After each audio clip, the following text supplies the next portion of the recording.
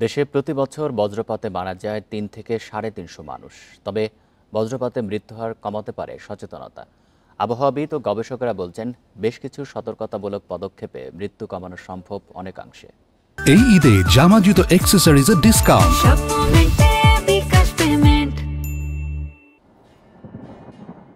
বিশ্বে বজ্রপাত প্রবণ দেশগুলোর মধ্যে একটি বাংলাদেশ। সুনামগঞ্জ, সিলেট, জামালপুর, শেরপুর, সিরাজগঞ্জ, পাবনা, টাঙ্গাইল ও রাজশাহীতে বজ্রপাতের রেকর্ড বেশি। তালিকায় আছে বগুড়াও। এবার বর্ষার আগেই নিয়মিত বৃষ্টির সঙ্গে হচ্ছে বজ্রপাতও। চলতি মাসের শুরুতেই বগুড়ার সারিয়াকান্দিতে বৃষ্টির মধ্যে বজ্রপাতে মারা গেছেন 2 ভাই।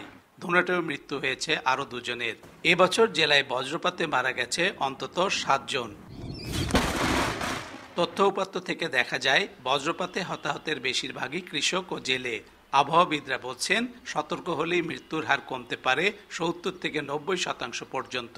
কারণ মাঠে যেখানে কাজ করে, ধানের ক্ষেতে কাজ করে, তার হাইটটাই বেশি এবং তাকে টার্গেট বেশি করে। এবং আমরা দেখছি যে সবচেয়ে বেশি মারা যাচ্ছে কৃষক ভাইরাই।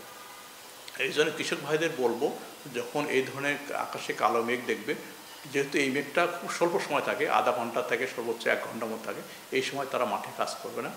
সেখানে কাছে যে যাত্রী ছাউনি রয়েছে সেখানে যে আশ্রয় নেবে। বজ্রপাতে হতাহত কমাতে বগুড়ায় সরকারি বেসরকারি উদ্যোগে অর্ধশত বজ্রপাত নিরোধক দণ্ড বসানো হয়েছে। এছাড়া স্থানীয় সরকার মন্ত্রণালয়ের উদ্যোগে চরে এ ধরনের দণ্ড বসানোর কাজ চলছে।